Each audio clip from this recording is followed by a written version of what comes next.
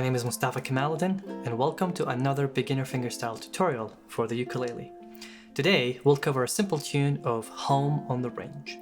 It is in the key of F major, so expect us to cover F major chord shapes, B flat major, and C major with few twists. Of course, this being a fingerstyle arrangement means we'll most likely encounter these chords broken, and as such we have to use our imagination to identify them in context. Besides few useful legato tips, this one won't pose many challenges, so expect a solid 3 to 4 weeks effort in case you're a beginner, or 1 to 2 weeks if you're intermediate to be able to play this piece.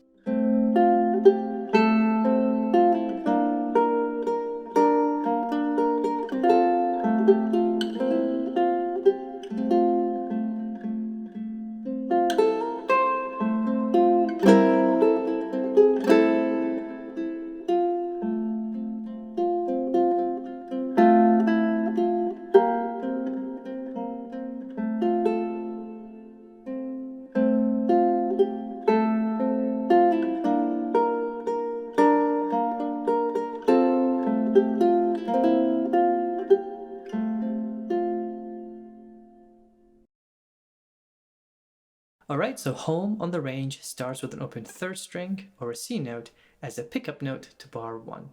And I'm going to be playing it with my middle finger. Now I'm going to play that F major chord shape, but I start with the third and the fourth string, with the second fret on the fourth string being the bass note that I need to hold for the entirety of bar 1. So I will never let go of my second finger. Now I'm going to play that first fret with my middle finger, right hand. Now I'm going to use my fourth finger to play the third fret so that my hand remains square. If I use my third finger, then I'll most likely let go of my bass and have to twist to be able to get there, which will sound not legato and is bad technique. So you want to be able to hold that F major chord and use your fourth finger to play that third fret.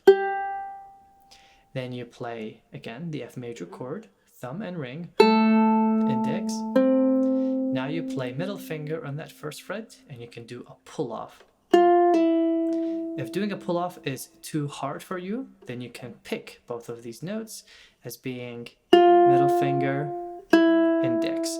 Do not repeat the same right hand finger or index, index.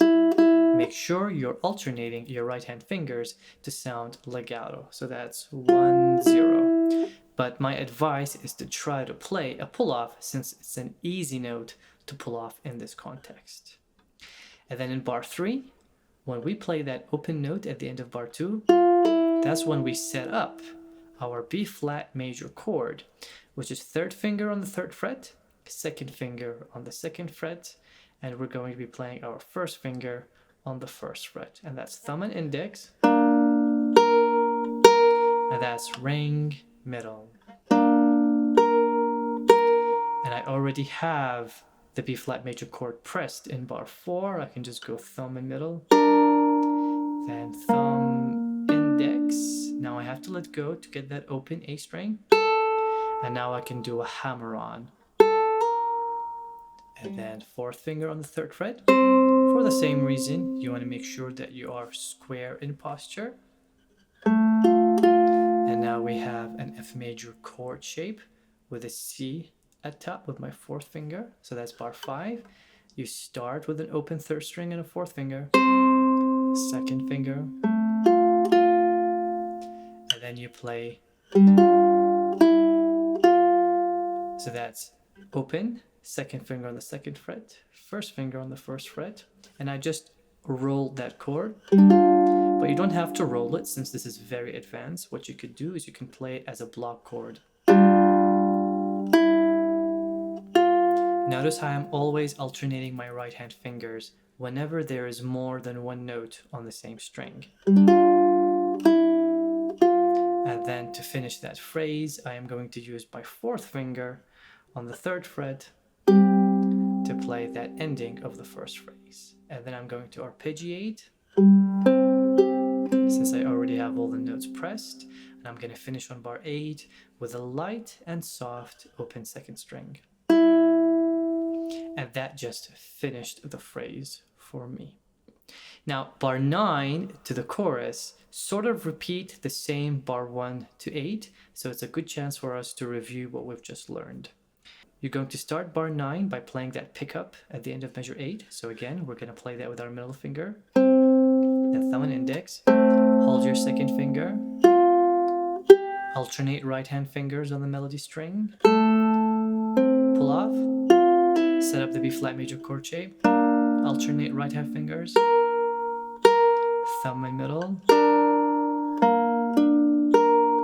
Now here's a little bit different. I'm going to be playing an F major chord shape, but I only need to press the first finger on the first fret. Even though I know it's an F major chord shape, I don't need to press all the fingers yet, just by looking at the downbeat to bar 13. So that's thumb, index, middle. Now I'm gonna position my second finger on the bass, and then fourth finger, first finger. And notice how I'm holding that second finger. So bar 13.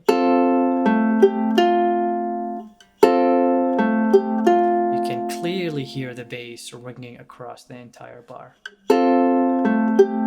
Now third finger hits that third fret on the fourth string. Block chord again. Or if you can roll that. Now you're going to alternate our right hand fingers on the melody strings. 1, fourth finger on the third fret, and then we finish it with an F major chord.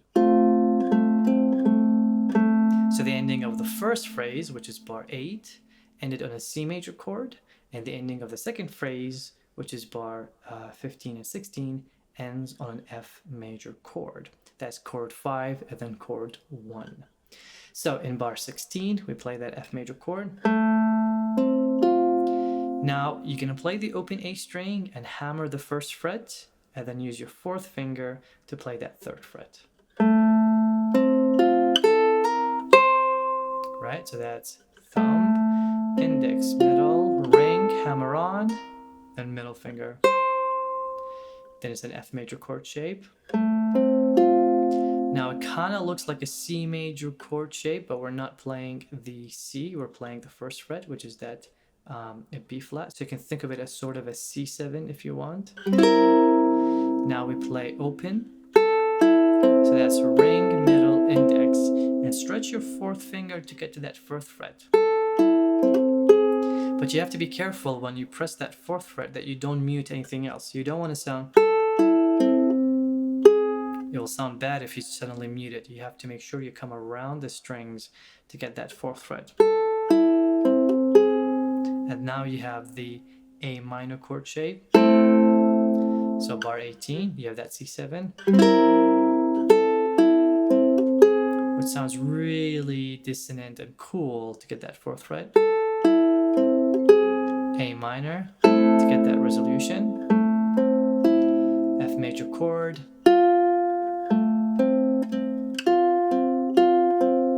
That's just middle, index on that F major chord shape. And even though you cannot see it in bar 21, I'm actually holding the second fret in bar 20 all the way across. F major chord shape, alternate right hand fingers on the melody string. Now you have that C7 chord shape. And now you're going to play an F major chord shape, strings 4, 2, and 1. You can strum all the strings, but I think it sounds better if you just play those 3 strings. Now in bar 25, we sort of play the exact material in the second phrase in the verse.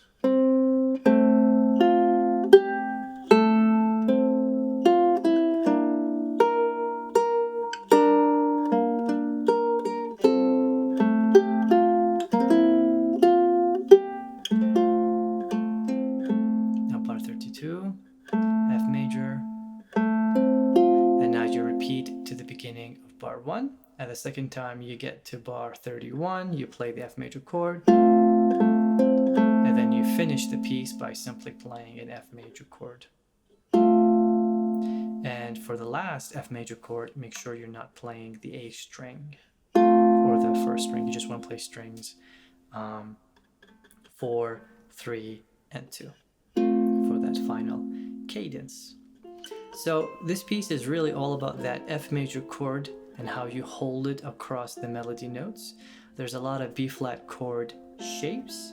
The major thing you want to watch out for is holding the bass note, and whenever you have a melody happening on the same string, so that's different notes happening on the same string, you really want to alternate your right hand fingers to create that legato effect.